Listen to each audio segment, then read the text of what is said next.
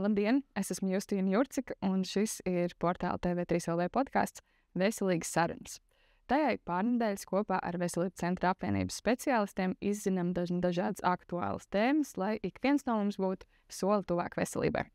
Iepriekšējā epizodē iesākām runāt par acu veselību, proti meklējām atbildes jautājumu, kā ilgāk saglabāt labu redzi.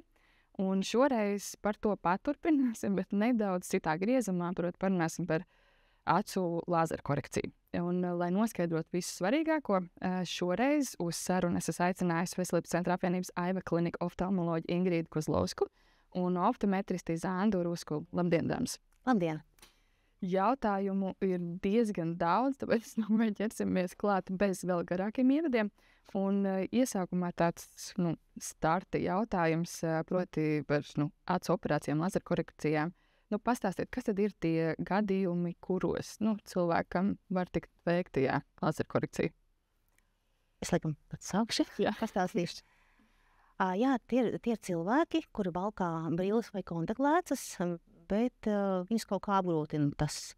Vai ar lēcām kaut kas, ceļojumā jādodās, piemēram, vai brilles traucē darbam, īpaši kaut kādām sportiskām aktivitātēm, tad viņi nolēma veikt lazeru korekciju un atbrīvoties no kontaktlēcām un redzēt labi bez tām.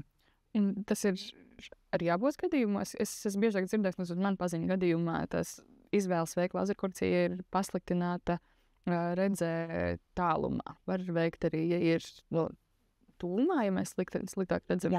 Jā. Mēs veicam gan tālumā, gan tūmā, gan arī varbūt ir tāds astigmātisms, tāda refrakcijas problēmā, tad arī tajā gadījumā tiek veikt lazeru korekcijas. Ir gan pacienti, kuri valkā kontaktlēcas ikdienā, gan ir tie, kas nekad kontaktlēcas, piemēram, no vilkušiem brilles. Arī tie veids korekcijas, jā. Un kas tad īsti ir lazeru korekcija? Kā tā notiek? Lazeru korekcijas laikā pacientam tiek izmainīts radzenes priekšējās virsmas izliekums. Tātad radzene, tā ir tā priekšējā virsmats, viņa dod diezgan lielu optikāciju. Un nedaudz pamainot to izliekumu, vai pieslīpējot viņu plakanāk, kāds ir mīnus gadījumā, vai padarot stāvāk kāds cilvēkiem, kuriem ir plusi, tiek izkoriģēts šī te optika, un vairs nav nepieciešamas brilles. Lēcas un attēls veidojas uz tīklenes. Un, es pieļauju, ka varbūt tās arī izejot no tā, kāda ir tā problēma, kas ir jārisina, tad arī ir tie atšķirīgie, tie dažādie lazeru korekcijas veidi. Varbūt varat vairāk par tiem pastāstīt. Jā.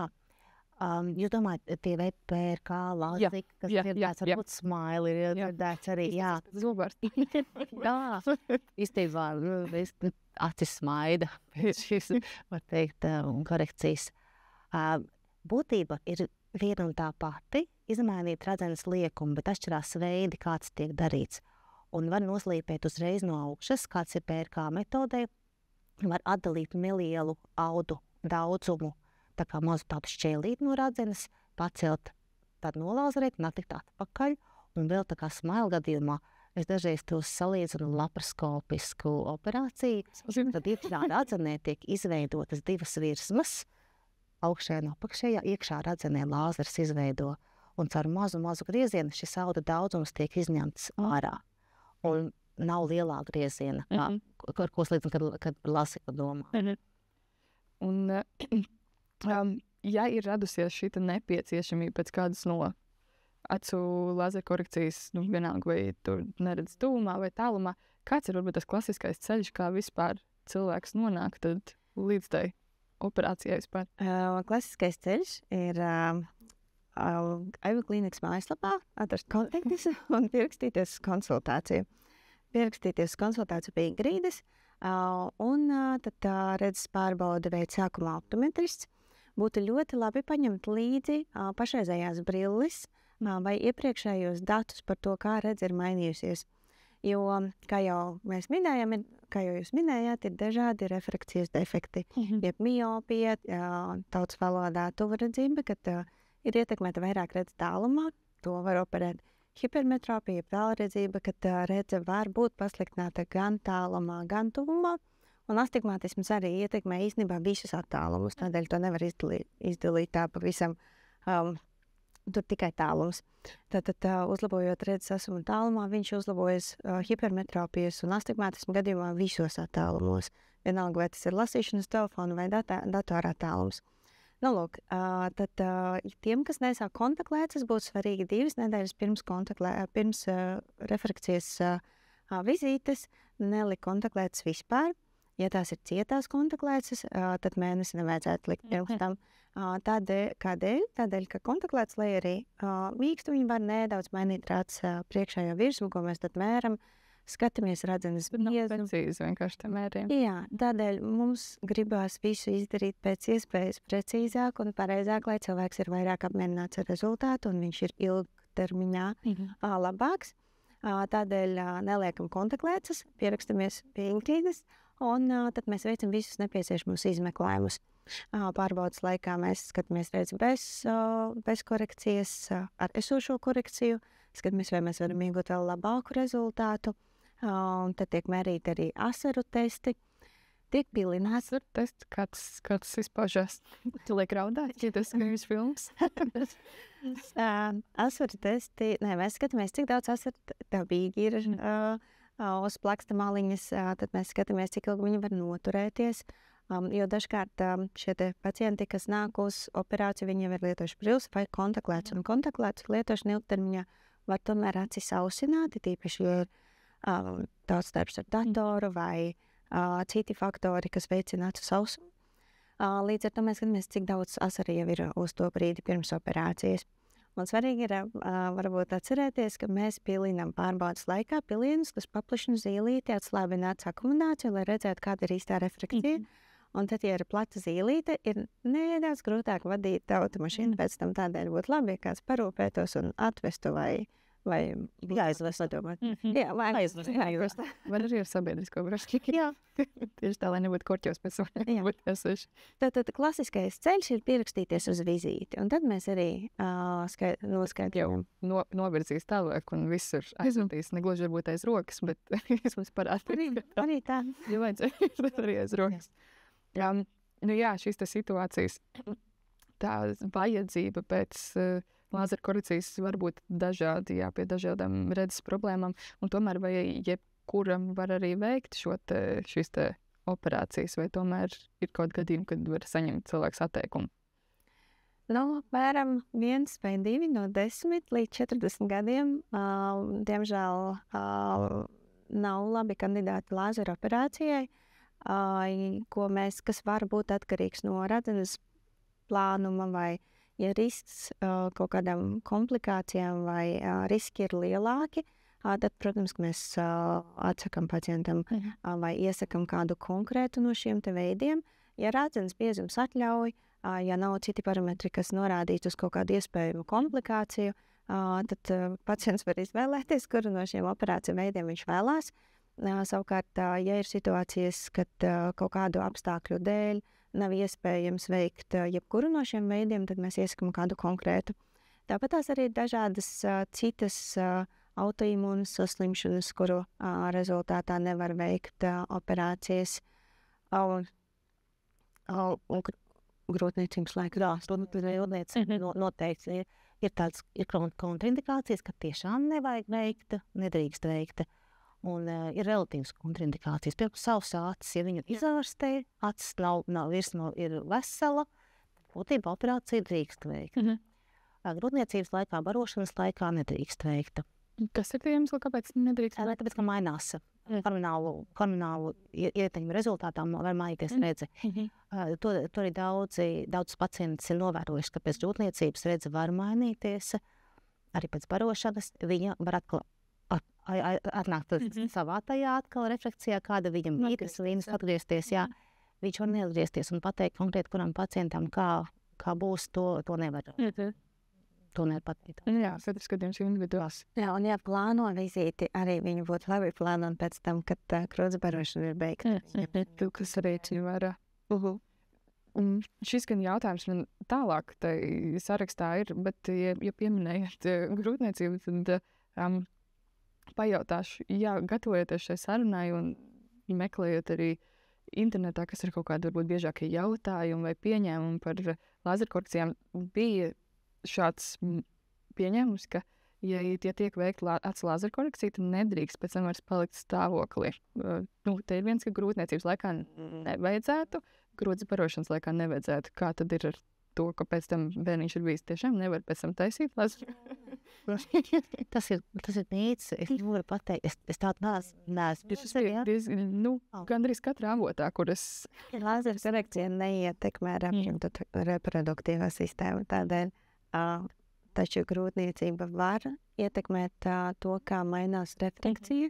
Vienalga, vai operācija ir veikta vai nav veikta, refrakcija vienalga par mainīti.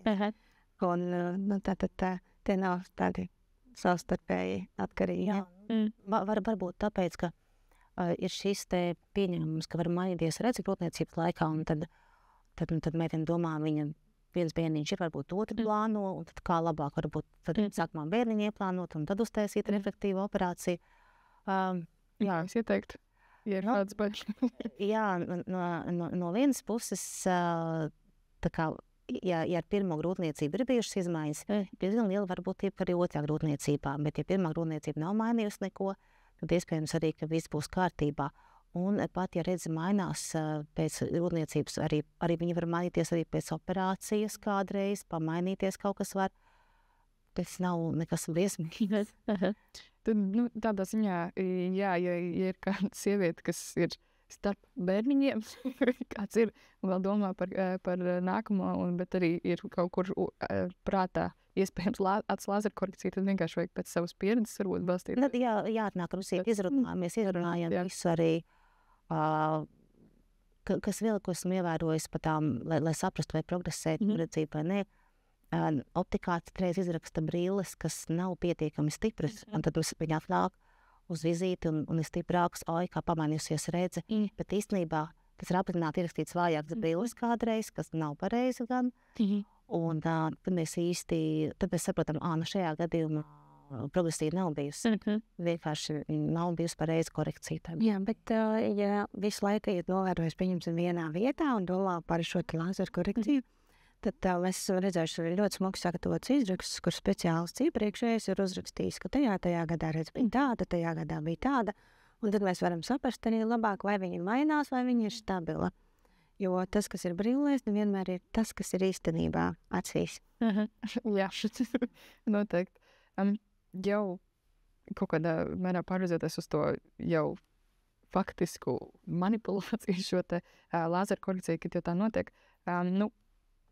pieredzēt dažādas, ejot pie ārstiem, dažādas šīs manipulācijas un operācijas saistītas ar kaut kādu diskomfortu, arī sāpēm. Kā ir lāzera korekcijas gadījumā? Cilvēkam arī jārēķinās to, kas sāpēs, vai kā citādi nevarēs acis atvērt, jābūt 3 dienas aizvērt operāciju. Par tām 3 dienām jāizstāstīšu, laikam uziet, par ko iet runa. Nē, pati operācija nav sāpīga. Tiek lietot anestēzija, virsmas anestēzija, un tiek ielikta ierīce, kas tur plakstiņus atvērtus. Nav jāuztraucās, ka var samirkšķināt kādā netajā brīdī, kurā tiešām nedrīkst samirkšķināt. Operācija ļoti ātra, tās ir minūtes, bet tas plakstiņš jābūt ir vaļā. Un par to nevajag uztraukties.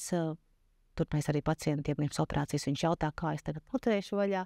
Viss ir kārtībā, pašam vaļā nebūs jātur. To izdarīs ierīce. Sāpes arī nebūs, bet tā nav spā procedūra. Diskomforts būs. Es arī izstāstu, kurā brīdī es kaut ko uzspiedīšu. Vai būs kāds ūdens, kaut jutīs. Tad, līdzīgi tā kā pie zobārsta, mēs jūtam kaut kas ūdentiņš, kaut kas pavelk, uzspiež. Sāpes nav, bet cilvēks kaut ko jūt. Un tas ir brīdi, pirms katra savu soļa, kas varētu būt, kādas varētu būt sajūta. Tad cilvēks ir karstaus, jā, maz svarīgi, lai cilvēks arī nesaraujās kaut kādā brīdī. Un parasti, ja viņš zina, kas būs nākamais solis, kā mierīgi visu izjām cauri, un beigās viņš paprast, tiešām tas ir viss. Jā, es tieši gribēju arī vaicāt, vai ir kaut kāds emocionāls atbalsts vai stresa bumbiņu dod šādā procedūras laikā, jo es ikdienā nesēju lēcis, man nav problēmas bakstīties manu aci man pašai, ielikt viņu, izņemt un tā, bet no domas vien, ka kāds cits man viņu turēs vaļā, kaut kādu iekārtu un vēl kaut ko tur kaut ko darīs tu, jā. Ja darīs, tad tā šķērma nedaudz paliek tāds, jā, kā tad saprot, ka jūs arī nodrošina cer to silēnām, kā arī prematikācija.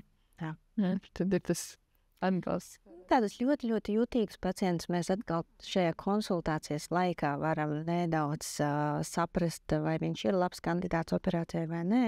Jo konsultācijas laikā mēs skatāmies gan apakšējo plakstiņu, gan augšējo, un ir pacienti, kas tur tikko ļauj pieskarties vai neļauj aci atvērt, lai iepilinātu pilienus. Tad mēs izrunājam šo te, vai šis ir labākais laiks, lai operētu, vai varbūt nedaudz jāatliek. Tātad mēs skatāmies arī šos te ļoti, ļoti jūtīgos, bet nav daudz. Cilvēki kaut kā ļoti jauki saņemās. Bet varbūt ir kāds gadījums, kur sabīstās tieši pirms, vai nav tāda gadījuma sanāk nomierināt un... Pierunāt mēs tā kā... tā nomierināt tādā ziņā. Nomierināt, jā, sanāk. Tā, nomierināt un... Jā, kaut kad ir bijis arī, ka pat rociņu personāli. Var ņemt līdzi kaut draugu vai draudzi, tā gluži nav operācija zālē. Bet tas tiešām viss tik ātri notiek, ka mēs runājam, un varbūt tieši tas, ka nav vispārēja anestēzija, tas ir kaut kāds arī pluss. Jo mēs varam aprunāties. Ja cilvēkam kaut kas traucē, viņš pasaka. Ņemēš domas. Jā, un mēs no tās. Cilvēks jau brauc uz palātu dzert kafiju, priecīgs. Jā, tad kā ir pēc šīs procedūras? Tu jau uzreiz vari atgriezties dzīvē, visu uzreiz jau pēc tam, pēc šīs korekcijas darīt? Tas ir atkarīgs no tā, kāds operācijas veids tika izvēlēts. Lielākajā daļā jā, tad tajā operācijas dienā pēcpusdienā, tad, kad beidzas anestēzija, tad var just nelielu graušanu, asarošanu, un tad varbūt negribās uzreiz iet uz darbu. Bet otrajā dienā nedrīkst gan traukt pie stūres, bet ir pacienti, kas jau apsēstās un atbrauc un jūtās ļoti labi. Un tad ir šis viens operācijas veids, kas ir pērkā, kad tiek noslīpēta radzenes augšējā daļa skārtiņā un tiek uzlikta aizsarga kontaktlēts. Un šī operācija prasa nedaudz tādu ilgāku laiku, lai nostabilizētos redze. Un šajā gadījumā ir tās 3 dienas, kad ir asarošana un tātad nepatīkams sajūtas, kad gribās sēdēt mājās un tā daudz nekur neiet, sēdēt acīm ciet. Bet starp citu pacienti vienmēr atzīmē, ka viņas atvērs aiztu un visu kaut ko darā, tā jūtās. Mazais, tāds piespiedu, bet atvaļinājums brīvdienas sanāk. Jā. Tad šeit, apmēram, nākamajā nedēļā tā atgriežās darbos, bet atkal atkarībā no tā, kāds ir. Kāda ir tā nodarbošanās? Es esmu dzirdējis, ka jānes, piemēram, saules brīles arī ir kaut kas tāds, gaismu nevar skatīties tur šādos posteros vai televizorā vai kaut kas tāds.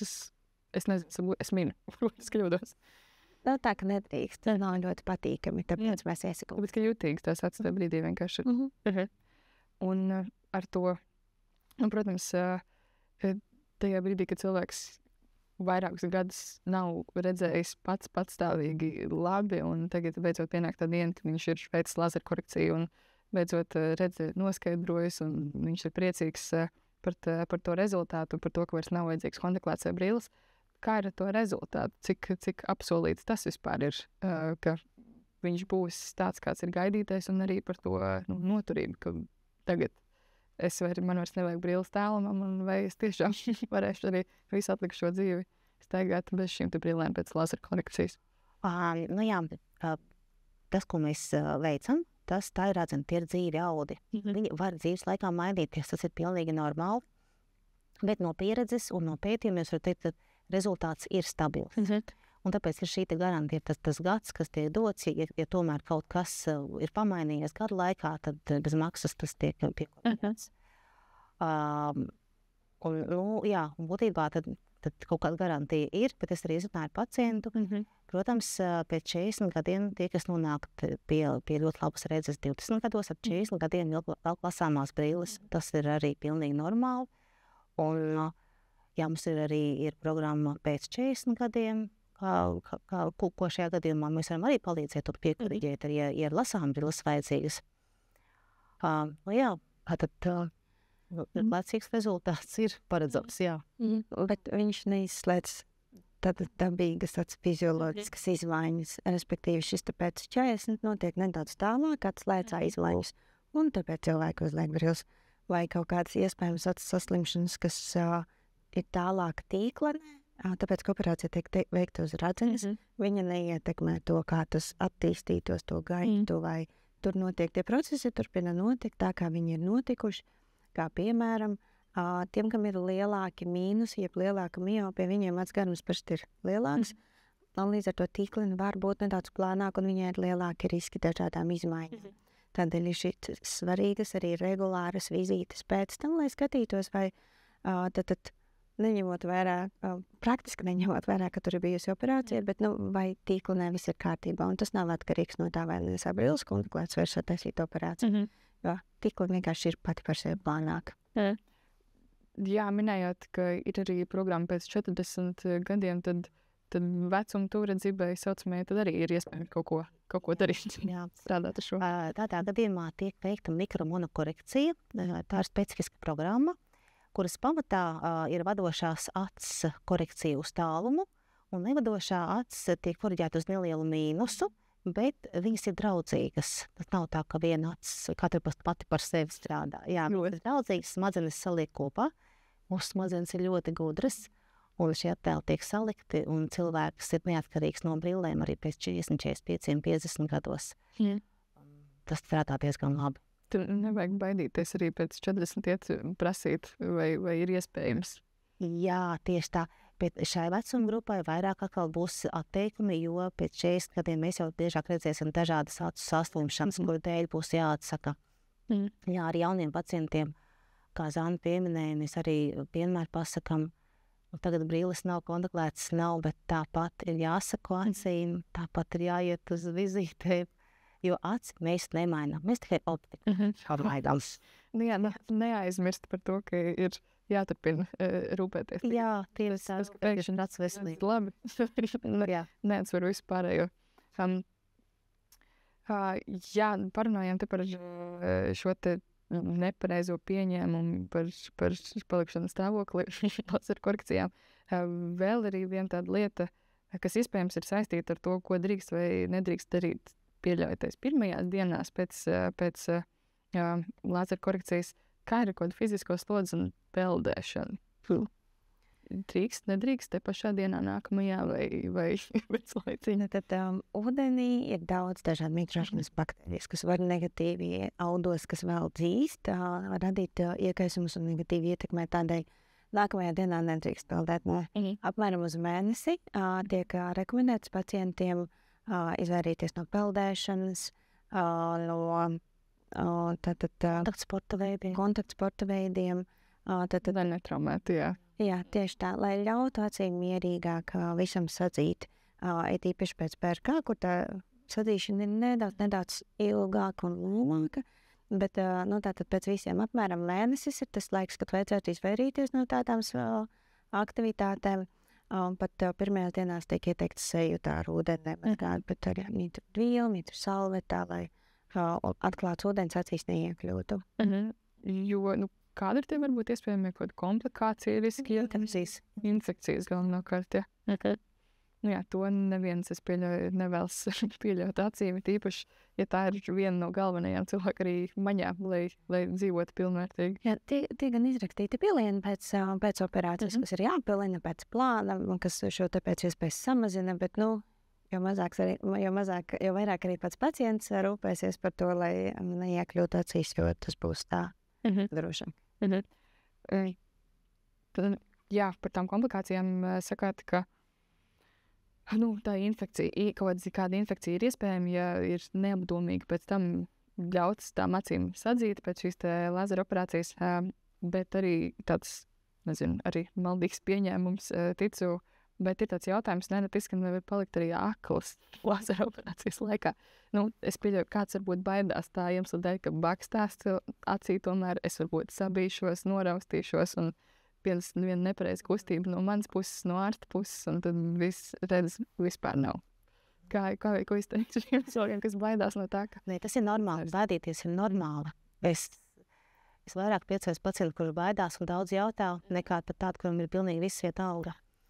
Un šo jautājumu teorētiski tas ir ļoti sarežģīti, bet kaut kādā veidā tomēr var, ja dabū kaut kādu šausmīgāku infekciju, nenāk rādīties, nenāk ārstēties.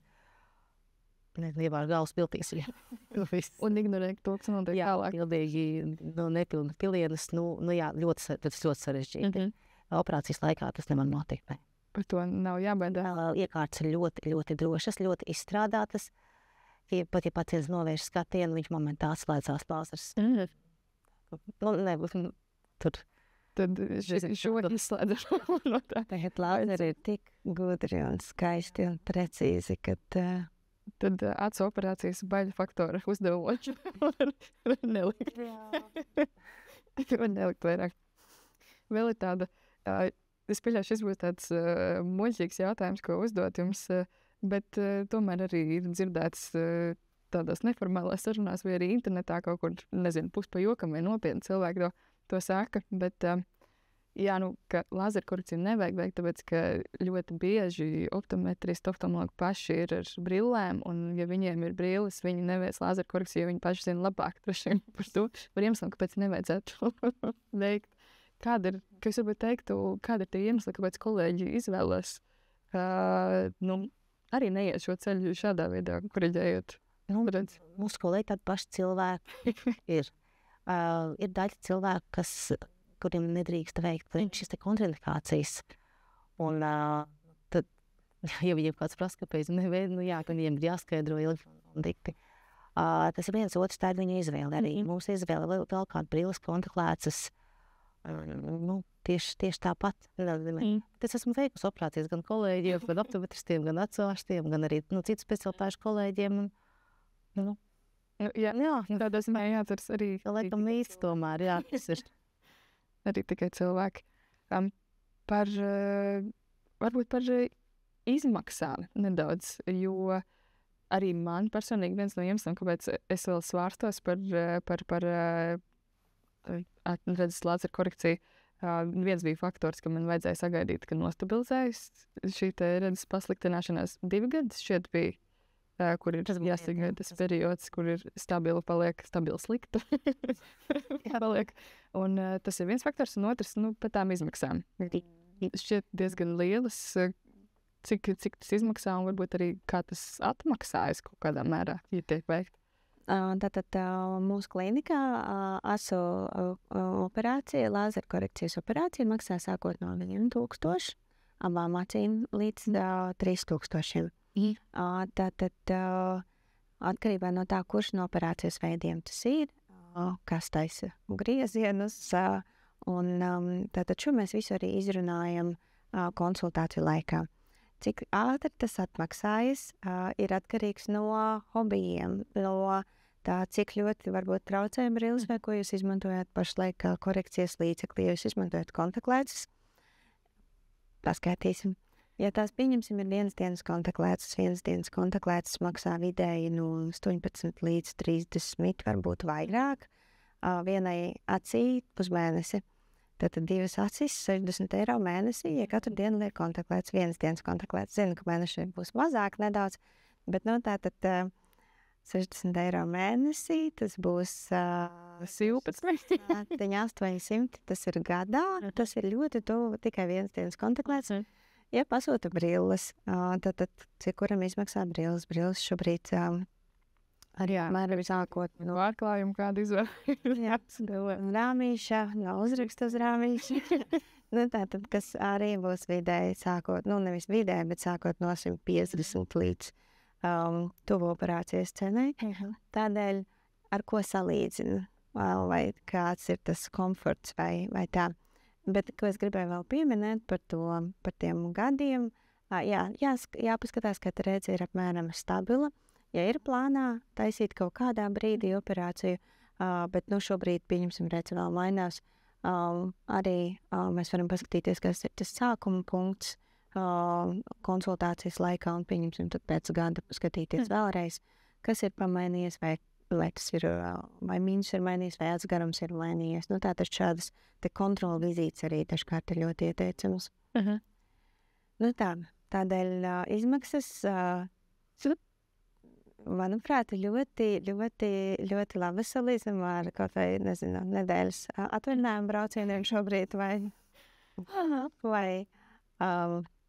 Tādā ziņā katram, kuram ikdienā ir, kurš varētu kotēties tajā lazerkorekcijai un kuram ir nepieciešami šie redzes korekcijas līdzekļi ikdienā, brilles vai lēcas, apsēsties, izdarīt savu Excel, atvērt aprēķinus, uztaisīt nelielos, un tad varbūt izsvērties, kā turpināt labāk šo te. Var atnākt uz vizīti un varbūt uzzināt kaut ko vairāk, kādu jautājumu sakrājušies, nomierināt sevi, un tad man vienīgi arī vēl paskētīt.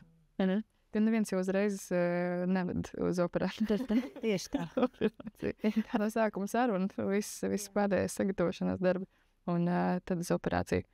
Tad noslēgumā varbūt vēlreiz, ja ir interese par lazeru korekciju, kādi bija tie soļi pirmie, ko mēs veicam? Konsultāciju piesakam? Jā, uz vizīti piesakamies. Piesakamies uz vizīti, un tad jau kopā ar ārstu izrunāju vispārākos tādākos soļus, piemēram, tā kā operācija, izmaksas un sēžamies un pie labas redzes tiekam. Jā. Labi, dāmas. Un tad izbaudam viņu. Izbaudam. Galvenais izbaudam, jā. Tieši tā, jo kā jau arī te pirms sarunas minējāt, ka pēc tam cilvēki ierauga lietas, ko Viņi nav redzējuši. Nekad nav redzējuši. Vai arī kādu laiku nav redzējuši un ir aizmirsies. Kā tas varbūt izstāstā skaidri. Labi, dāmas, paldies Ingrīda un paldies Zandi jums par sarunu. Paldies jums visiem, ka skatījāties vai klausījāties mums šo epizodu, un arī iepriekšējās varat atrast portālā TV3 LV, TV3 Play un arī mūsu YouTube un Spotify kanālos. Šoreiz saku jums paldies, bet klausieties mūs arī nākamreiz, kad tiksimies ar vēl kādu veselības centra apvienības speciālistu un spērsim nākamos soļus tuvāk veselībai.